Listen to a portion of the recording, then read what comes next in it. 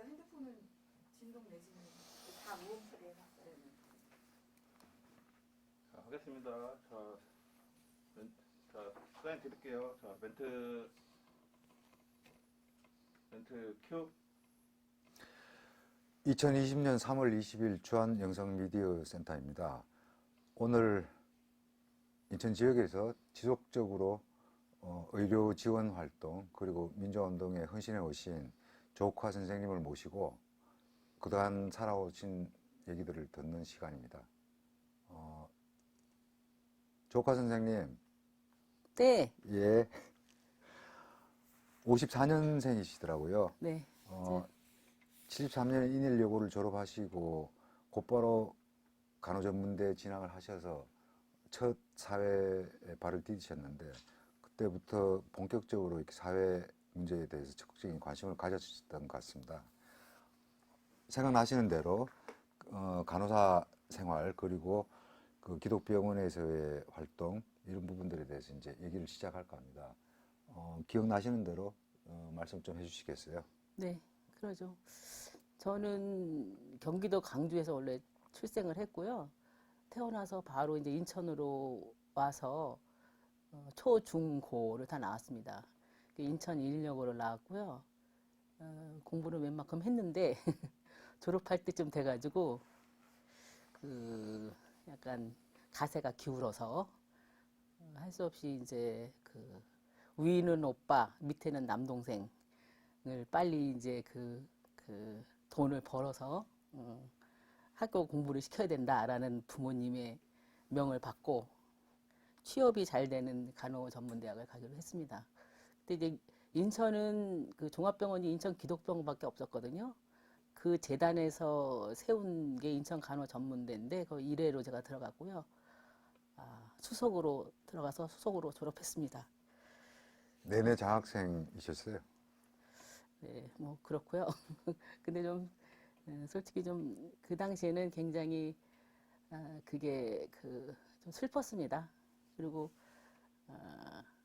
지금 와서 생각을 해보니까 그때 70년대 초에 오일 쇼크가 있었잖아요. 근데 우리 아버님이 그 당시에 그 유류 유통 회사에 다니셨어요. 중견기업에 거기 중간 관리자셨는데 제가 학교 가기 직전에 소위 말하면 구조조정을 통해서 그 일자리 잃으셨어요.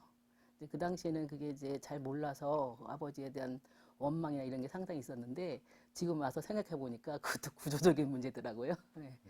그래서 이제 학교 졸업을 하고 그 당시에 인천 기독병원에 곧바로 취업을 했습니다. 이제 1년 동안 근무를 했는데 근무하면서 계속 그 뭐랄까 갈등이라고 할까 그 병원에 적응하는 게 굉장히 힘들었습니다. 굉장히 이제 빡빡하게 돌아가고 제가 제일 그 힘들었던 거는 병원이라는 데가 톱니바퀴처럼 돌아가고 어떤 그 뭐 인간적인 정 그다음에 굉장히 어려운 처지에 있는 부분에 대해서 실제로 어떤 그 뭐 정이라는 게 전혀 없는 그런 그 환경에서 이 앞으로 계속 여기서 일을 하면서 평생 이 직업을 계속 해야 되는가라는 회의가 상당히 이제 들었어요. 그래서 고민을 많이 했습니다. 선생님, 그때 병원이 이렇게 환자들을 중심으로 가난한 사람들을 이렇게 도와주는 곳이 아니라는 생각이 좀 드셨다고 하셨는데, 네. 예, 그런 갈등들이 주요한 내용이었나요? 그렇죠. 그러니까 이제 뭐 예를 들면 그 제가 병원에 들어가서 이제 환자 케어를 하는데 환자들은 실제로는 병원비 때문에 굉장히 걱정을 하거든요. 근데 병원에서는 그런 얘기를 할라 치면은 그거는 우리하고 상관없다. 예를 들어서 의료진 같은 경우도요. 우리하고 상관없다. 이렇게 하면서 아주 그 부분에 대해서는 관심조차 갖고 있지 않기 때문에 사실 가까이 본 저는 이건 좀 병원에서 입원비 대주는 것도 아닌데 그런 거를 들으면서 상당히 제 개인적으로는 실제로 좀 힘들었습니다. 76년에 기독병원에서 처음 간호사 생활을 시작하셨는데 곧바로 이 남양만 쪽에 로 가셨나요? 네, 언제쯤? 이제 1년 정도 병원 생활 한 1년 하셨나요? 네, 1년 정도 네. 근무했는데요. 도저히 여기선 더 이상 하기 어렵다는 생각이 들어서 그때 그 병원 원장님께 제가 그때는 약간 좀 당돌하죠. 병원 말고 제가 수석으로 졸업했잖아요. 네. 그러니까 좀 말이 좀 저기 쓰죠. 그러니까 원장님한테 저 여기 병원은 안 되고 또 다른 데 어디 갈 데 없냐 좀 취업하는 때 좀 알아봐 달라. 그리고 이제 때를 썼어요. 그랬더니 그 양반이 하시는 말씀이 그러면 그 시골에 가서 병원을 그 세우는데 근데 가서라도 힘들지만 한번 가보겠냐 이런 말씀을 하시더라고요. 그래서 나중에 알고 봤더니 그게 청계천에서 빈민운동을 하다가 남양만 그 경기도 평택이에요. 그 근처로 그 이주를 한 김진홍 목사, 예. 김진홍 목사님. 지금은 이제 뉴라이트 대두가 되셨는데 그 양반이 거기다가 활빈교회라는 거를 세우고 거기서 병원을 세우려고 아마 몇 번 여기 인천 기독병원에 오셨나 봐요. 그래갖고 그 상태에서 그러면 병원에서 한 사람을 파견하는 것도 어떻게 했는가 고민을 하고 있던 차에 제가 말씀을 드렸던 거죠. 기독병원의 강석봉 원장님이라 네, 들었습니다. 강성호 원장님. 예. 네, 네. 그분도 그러면 이런 취지에 대해서 동감하시고 또 조 선생님에 대해서도 잘 이해를 하셨던 건가요? 원래 여기 기독병원이잖아요. 아, 기독병원이니까 기독교 쪽 계통에 그쪽 이해가 있었고 게다가 그 당시에 의료계에 그 지역사회 의료라는 부분에 대한 소위 말하면 이론적인 부분 이게 좀 들어오면서 제가 알기로는 그때 연세대 같은 데도 강화도에 지역사회 의료 프로젝트를 시행하고 있었고 그런데다가 그 김진호 목사님이 그런 식의 그 독일에서 외원을 얻어서 재원을 얻어서 뭐 병원을 하나 세운다라는 얘기를 하니까 이해관계가 일치를 한 것 같아요. 활빈교회였던 거죠? 네, 할빈교회. 예. 예. 거기서 활동들 좀 말씀해 주시겠어요? 처음에는 이제 무조건 이제 푸른 꿈을 안고 갔는데 그 간호사가 병원 바깥에 나가서 할 수 있는 일이 별로 없더라고요. 일단 제가 가서 한 건 뭐냐면 그 청계천에서 한 100세대 내지 200세대가 글로 이주를 한 것 같아요. 거기가 남양만을 그 간척을 해가지고 그 땅을 개간을 해가지고 그 당시만 해도 밭에 소금이 쫙 깔려 있었는데 허벌판이죠, 그러니까. 예, 예. 그래서 근데 이제 거기에 한 5개, 6개 정도의 마을에 분산돼서 그 양반이 정착을 하는 거예요. 근데 거기서 이제 새로 이제 농사를 져야 되니까 어린아이들 같은 경우 타가소가 필요했어요.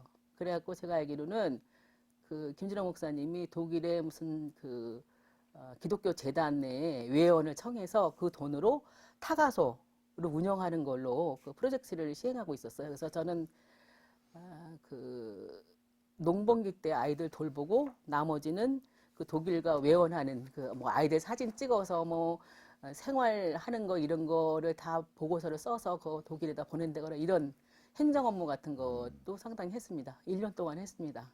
간호사다가 타가소 일을 하시는 거예요? 아니 그런데 그러다 보니까 가서 제가 배운 거는 병원 안에서 의사의 오더 하에 일하는 거 그리고 이제 의료기기나 시설 이런 걸 가지고 했던 건데 일단 지역사회에 나가니까 허허벌판이잖아요. 네. 그래서 이제 1년 동안 거기서 일을 하다가 제가 생각을 했죠. 야 이거 여기서 있으면 앞으로 내가 할 수 있는 일이 별로 없겠다 싶어서 그 조산사 산파 예. 그 부분을 그때만 해도 집에서 아이 낳는 경우가 많았거든요. 그래서 이제 훈련을 받아서 다시 좀 제대로 좀 그 활동을 해보자 싶은 생각으로 부산에 있는 일신 부인병원이라는 곳에 가서 산파 훈련을 받았습니다. 그게 78년도예요. 예. 부산에서 1년 정도 계셨던가요? 예. 아니 그 전에 부산 가기 전에 그 남양만 할빈교회에 있을 때 상당히 제 이제 인생에 있어서 약간은 이제 어떤 터닝 포인트 예. 이런 거를 만났는데 그 당시에 아마 민청 학년 사건으로 인해 가지고 형 집행정지나 이런 걸로 나온 사람들이 소위 말하면 종교의 우산 아래로 네. 일종의 이제 피신 같은 거죠. 그걸 하고 있었어요. 그래서 그때 만난 사람이 서경석 목사님? 서경석 목사님이나 그다음에 황인성 씨. 황인성 씨. 네. 그러니까 황인성 씨는 저기죠. 노무현 정권 때 인사 아, 수석인가? 네, 그런 뭐 분, 그런 분이시. 황인성 씨. 그다음에 그 청계천 출신 빈민운동가인 김영준 선생 뭐 등등을 그때 만났죠. 그러니까 나중에 또 그 양반들 만나게 됩니다. 대화들 많이 나누셨나요 그때? 그러죠. 의식화 그래서 되셨어요? 그 전에 학교 다닐 때, 자, 그 얘기를 빼먹었구나. 학교 다닐 때 인천에서 인천에서 이제 교류할 수 있는 데가 인하대잖아요.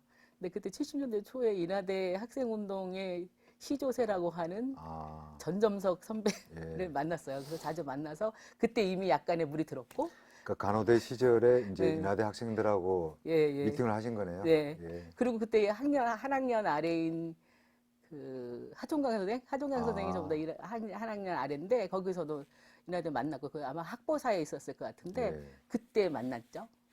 그러고 나서 이제 남양만에서 그 양반들을 만나면서 좀 더 사회의식이 생긴 것 같고요. 그랬습니다. 조 선생님,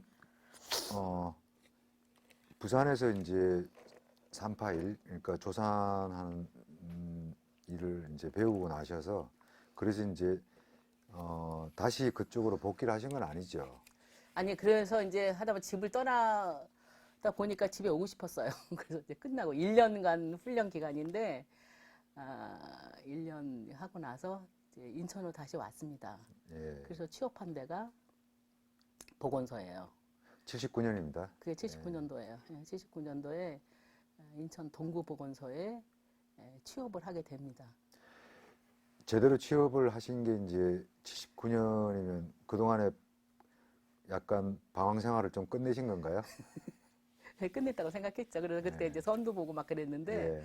그럼에도 불구하고 그때가 시국이 그렇잖아요. 그래서 제 생각에 그때 조화순 목사님 강연 듣고 그다음에 인천에 광야서점이라고 있었어요. 예. 아마 지금 곽한항 씨가 곽한항 씨, 책방 주인이고 그랬던 것 같은데 뭐 그렇게 해서 거기 이제 왔다 갔다 하면서 공무원이지만 실제로는 이제 그런 쪽으로 주로 돌아다니고 그랬죠. 그런 상태에서 제가 뭐 제안을 하나 받았는데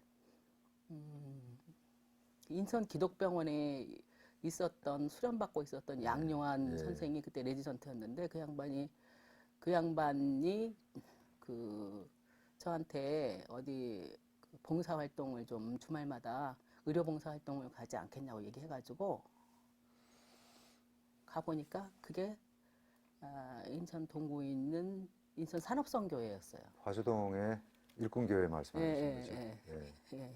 이제 산업선교회였는데 봉사활동 한두 번 나갔는데 거기 실무자로 오기로 한 사람이 뭐 문제가 생겼다고 저더러 아예 실무자로 오라 그러더라고요.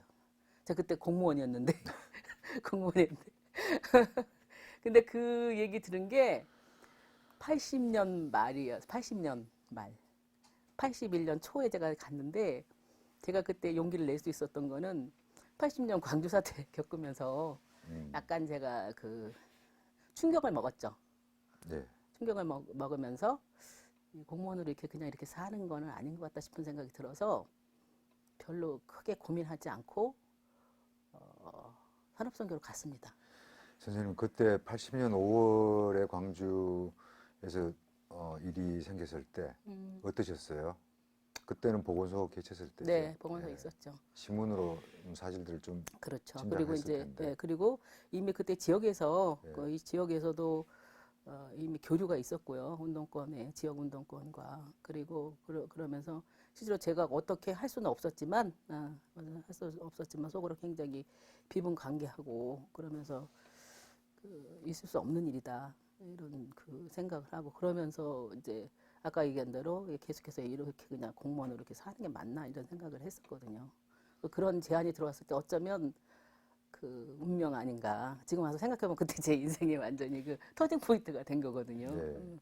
그랬습니다. 근데 마침 산업선교회가 원래 아시다시피 뭐 노동운동의 이제 산실이라고 할 수가 있는데 그때 어땠냐면은 80년 광주사태 나고 난 다음에 너무 탄압이 심했어요.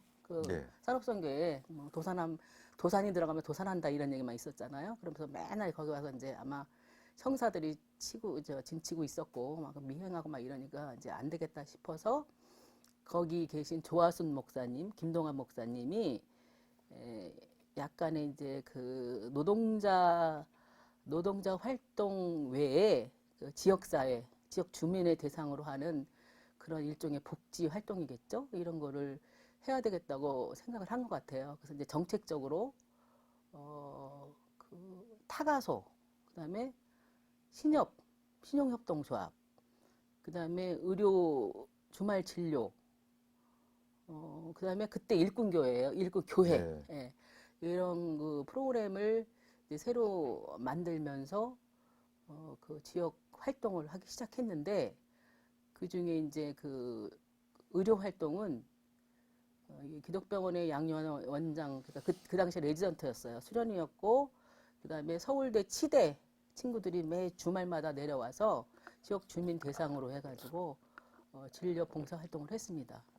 이제 그 친구들이 나중에 건강사회를 위한 치과 의사, 치과, 예, 그래서 이제 그 나중에 산곡동의 푸른 치과 이런 걸 개설하고 그렇게 되죠. 그래서 그 당시에 그 친구들을 만났습니다. 선생님 당시에 그 산업선교회, 일꾼교회에는 김건대 선생님이나 양성조 선배, 그리고 김지선 씨, 뭐 조하순 목사님, 김동환 목사님 이런 분들이 계셨던 걸로 알고 있습니다. 네, 네. 그분들과 얽혔던 얘기나 뭐 이런 부분들 좀 네. 해보여 그러니까 주시죠. 그러니까 이제 겉으로 지역 활동은 그렇게 하고 실제로는 이제 저희는 언더 실무자라고 그랬어요. 예. 그러니까 그때는 비합법 뭐라 그러나요? 지하. 그래서 가끔 가다가 김근태 선배는 가끔 바람같이 나타나서 노동자들 만나고. 근데 저도 거기서 이제 학습을 했는데 노동의 역사인가 그 텍스트를 가지고 공부를 했어요. 그리고 양승조 선배는 그때 청계 쪽에서 활동하다가 복역을 했었나 그러고 나와가지고 우리 거기 실무자로 오셨고요.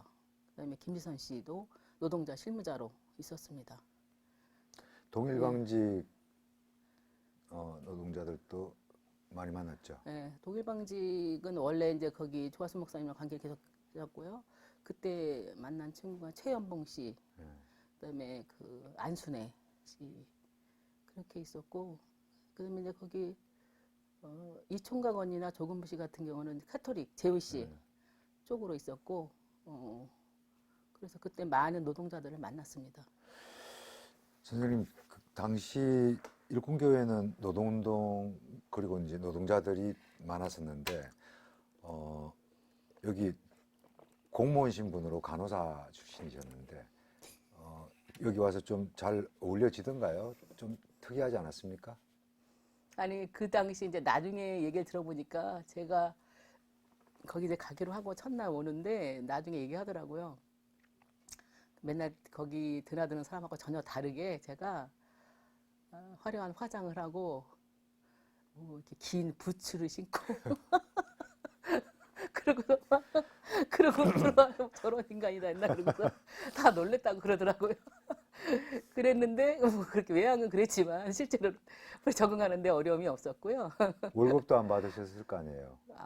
조금 받았어요. 아, 그러니까 실무자로서? 그때 산업선교가 감리교 재단이거든요. 예. 그래서 이제 그 외국에 있는 감리교 재단으로부터 이쪽에 선교 자금을 받은 걸로 알고 있어요. 회원을 받아서 조금씩 받았죠.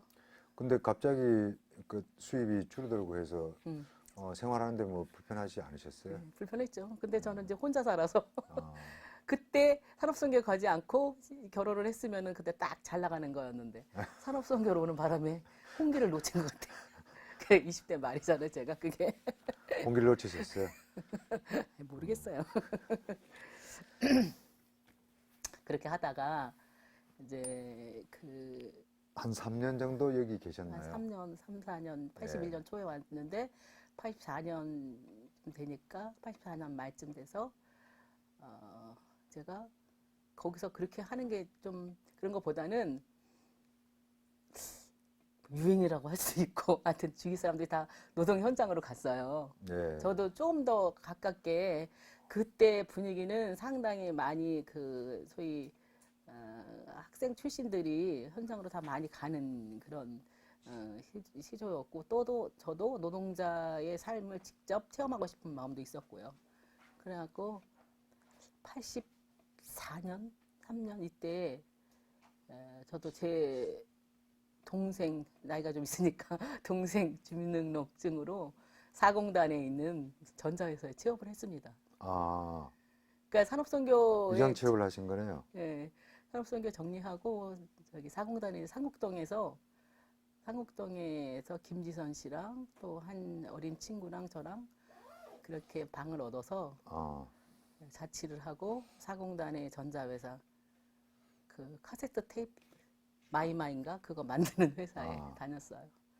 84년이면은 85년에 대우자동차 파업 투쟁이 있고 인천도 이제 사공단이 좀 들썩들썩할 때였거든요. 그렇죠. 그때 85년도에 네. 대우자동차 그때 바로 그 우리 집 자취하는 집에서 몇 발자국 안 돼서 그 대우자동차 있거든요. 그래서 네. 거기서 이제 파업을 계속 하고 그래서 했는데 저희는 이제 그 얘기는 소식은 다 듣죠. 그렇지만 이제 대놓고 나갈 수는 없고 그런 상태였는데 에피소드는 밤에 그 대우자동차 여러 사람 중에 홍영표 박재석, 홍영표 이용선 씨, 이용선 이런 분들인데 예, 송경평 씨 이런 분들이 그때 이제 그 노동운동 했는데 그 중에서 이용선 씨가 이용선 씨 밤마다 저희 집에 와서 자는 우리를 깨워가지고 소위 말하면 사승학습을 시켰어요.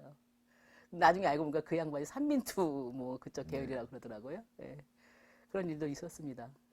근데 그러고 난 다음에는 너무 이제 그 집에 대한 뭐 주시가 되고 그다음에 저희 원래 본가 쪽에 뭐 맨날 형사들이 와서 지키고 있고 우리 오라버니를 막 권총을 들이대고 잡아가 뭐 끌고 가고 막 이랬다고 나중에 얘기 들으니까 그렇더라고요. 그래서 그런 얘기가 들으면서 이제 그 집에서 나왔죠.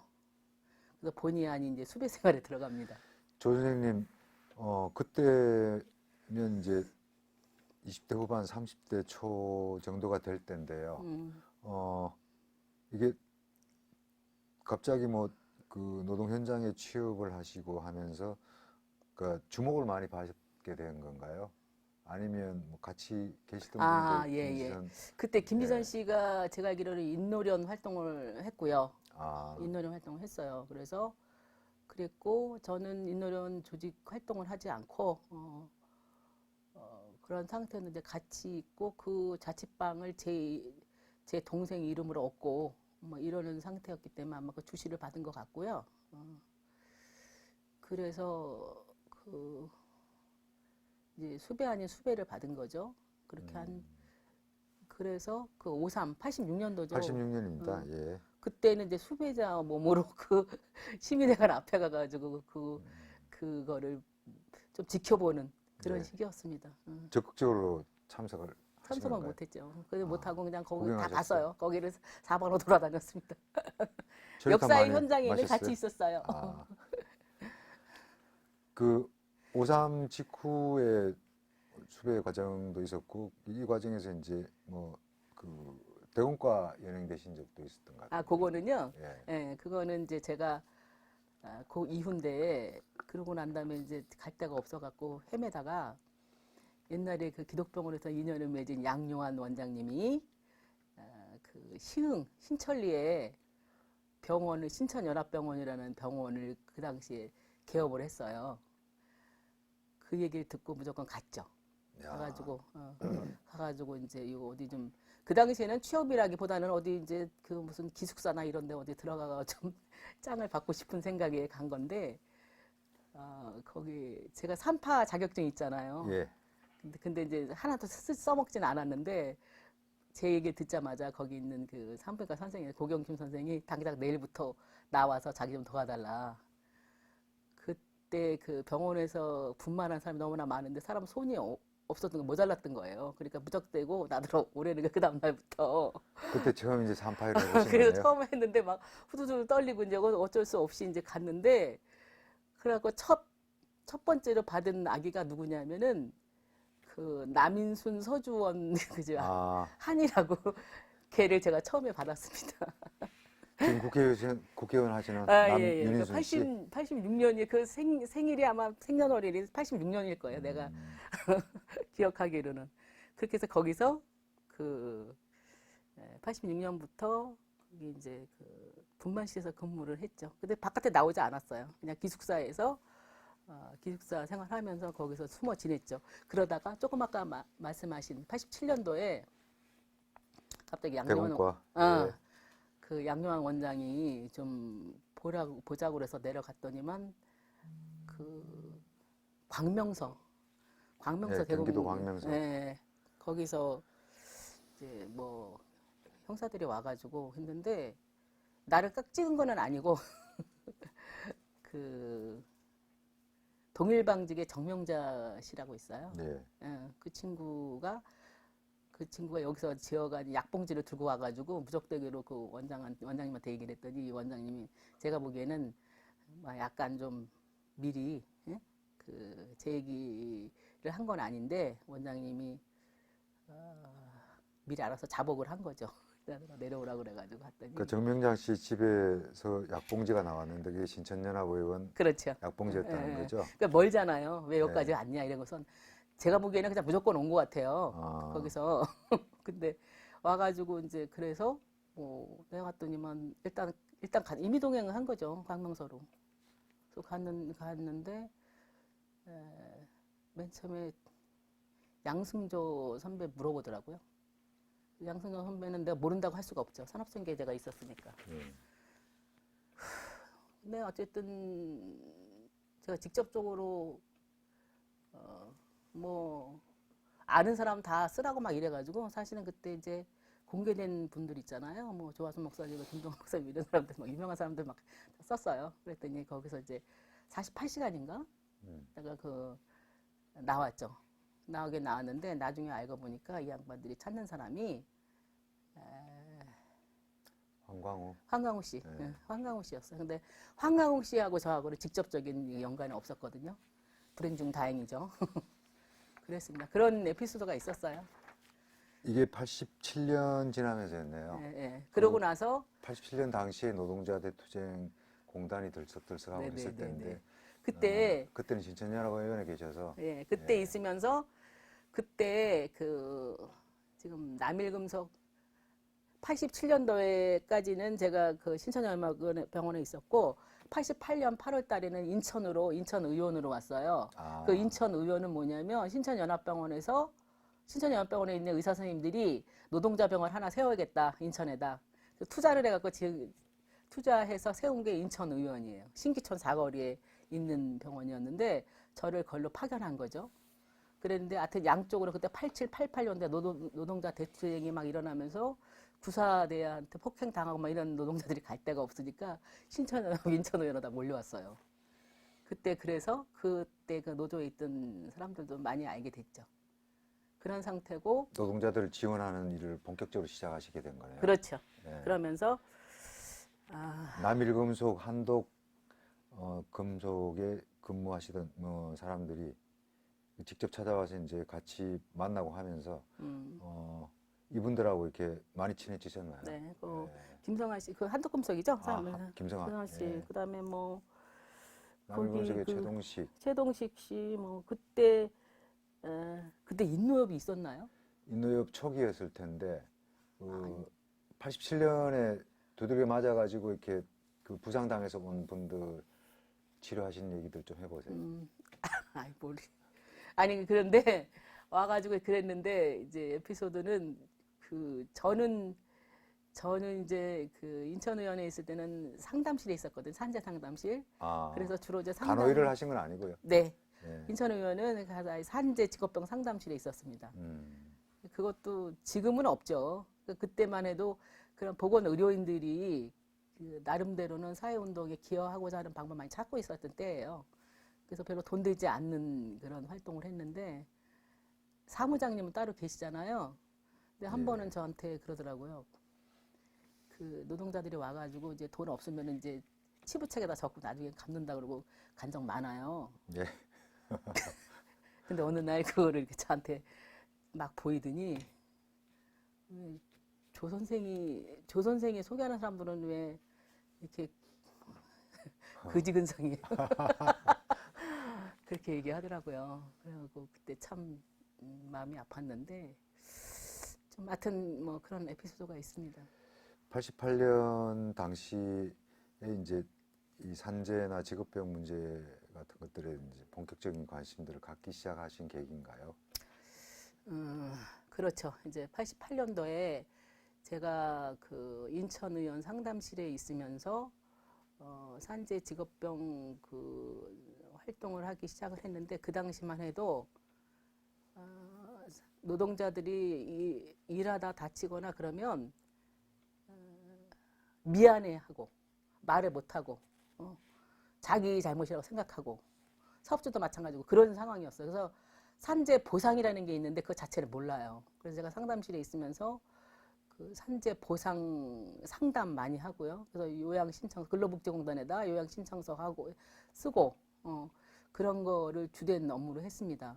그러면서 이제 한편으로는 88년도면은 우리나라의 산재 문제의 어떤 그 사회 문제화된 시발점이라고 할 수 있는 문송면군 사건이 일어나요.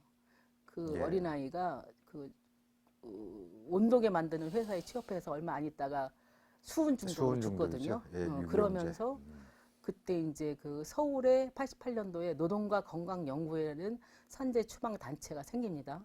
또 네. 거기랑 거기랑 연계를 해서 그 대책 활동을 상당히 했어요. 그렇게 하면서 그때 그게 사회 문제가 되면서 사람들이 이제 이쪽 저희 보건의료 쪽에서도 산재 문제에 대한 그런 관심을 많이 갖게 되고 그러면서 그거와 연계해서 원진 레이온의 이산화탄소 중독 사건에 대해서 그거에 대해서 이제 저희가 개입을 하게 됩니다. 그래서 그때 이게 나중에 녹색병원이 만들어지는 계기죠. 그러죠. 그래서 99년도인가 뭐 예. 99년도에 원전 녹색병원이 생기고요. 그때 원장이 양길승. 양길승 선생님, 그다음에 박석훈 선생이 상임이사고요. 그게 지금까지도 지금 남양주에 있어요. 네. 네, 그렇게 있습니다.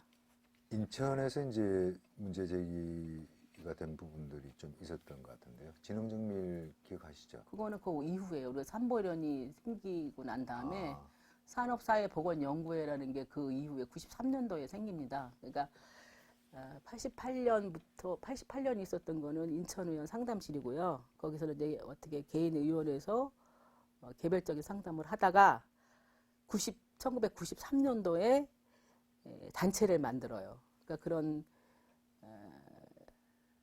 그 보건의료인이나 그 산재 문제에 관심을 가지고 있는 보건의료인이나 아니면은 그런 법률가나 이런 분들이 이제 그다음에 치과 의사 이런 사람들이 그 힘을 합해가지고 인천 산업사회보건연구회라는 산재 추방 운동 단체를 만듭니다. 인천에서는 이게 1998년도에. 최초의 이제 산재 문제를 공식화시키는 계기가 됐던 그렇죠, 건가요? 그렇죠. 네. 산재 없는 일터회. 산재 없는 일터에는 그거는 그 현장에 있는 노동조합의 산업안전부장들의 모임이에요. 예, 그거는 초기에는 인노협 산하의 부서 모임으로 있다가 나중에는 산재 없는 일터회라는 별도의 조직으로 독립이 돼서 나옵니다.